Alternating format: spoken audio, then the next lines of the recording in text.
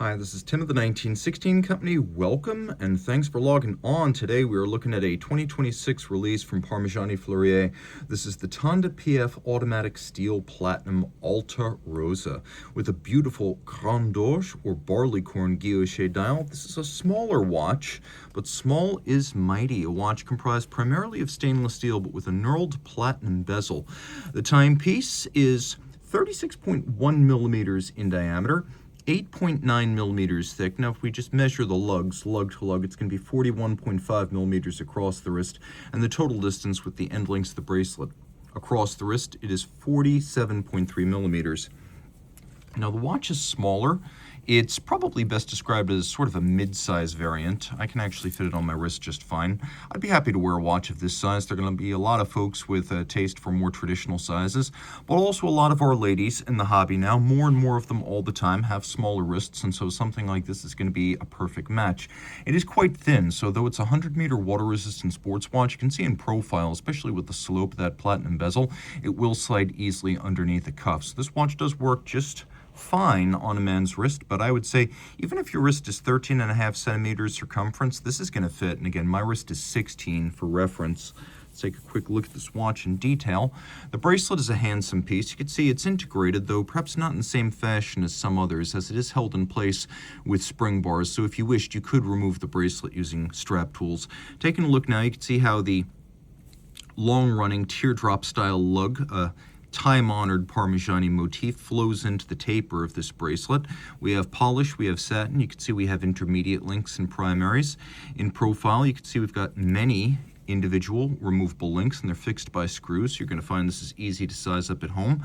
You have quite a few of them, so you're going to get the right size. We've got a double folding clasp with twin trigger release. It's a sequential close with one side closing before the polished and media blasted Parmigiani Fleurier logo. Nice thing about Parmigiani is it features a number of dispersed companies within the Parmigiani group, such as Guilloché Manufacture, for example, and others that make everything from dials to hands, cases, clasps. So even though the companies themselves all have their own facilities, Parmigiani as a group is a fully integrated manufacturer, which is how you get all of these parts custom made for this watch from a truly integrated independent manufacturer. Now, of course, the case here features satin and profile, polished highlights, the knurled and stepped platinum bezel, which adds satisfying mass to the watch. Because this is the 1916 Company, you'll be happy to know that that is a 4.3 millimeter diameter crown. Details matter. It is a screw-down crown too. So it is 100 meters water resistant. The hands and the indices on the dial are polished and faceted, and they are actually made of white gold, but they're rhodium plated so that they have a higher degree of luster to them. Same is true of the logo. You can see that barleycorn style guilloché cut, the Alta Rosa dial. Beautiful and unspoiled. There is no date window on this watch, and you can see how the minutes track outboard is beautifully stepped down. On the back, we have a Parmigiani movement based on their in-house Guilloché manufacturer calibers. You can see the Guilloché star on the base plate next to the balance wheel. We've got a multiply finished, beveled, polished, and media blasted 22 karat gold rotor on a ceramic bearing at center, twin barrels, 4 Hertz, 29 joules, 5-position high horology adjustment, 60-hour power reserve. You can see it's got a free-sprung balance with Inca block shock protection. All of the timing adjustments done using variable inertia screws on the balance rim itself. And you'll notice that although the watch does not feature a seconds hand, if we go back to the reverse, when you pull out the crown, it does activate a hacking function, so you can stop the balance if you wish to do so. And you can see better here those opposing eccentric masses on the balance rim that are used to adjust the fine timing increments.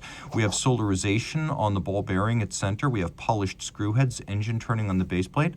We have a credible degree of anglage on the bevels of the bridges, as well as in the jewel sinks, which are quite attractive. You can also see locating pegs, for example, for the balance cock. They're used to help locate the structure on the substructure. They're polished on their heads.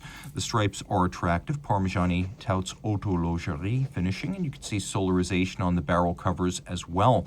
It's a 3.9 millimeter thick, and it's essentially a drop-in replacement for a 2892 size movement at 25.6 millimeters, and you can see that it is quite attractive and so worthy of this display caseback. You can see the caseback also has a little bit of a concave profile to it.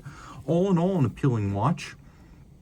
And if pricing of current versions of this watch, the same size, the same movement, the same model, albeit with different dials, is anything to go by, pricing is likely to be in the vicinity of 21,400 Swiss francs.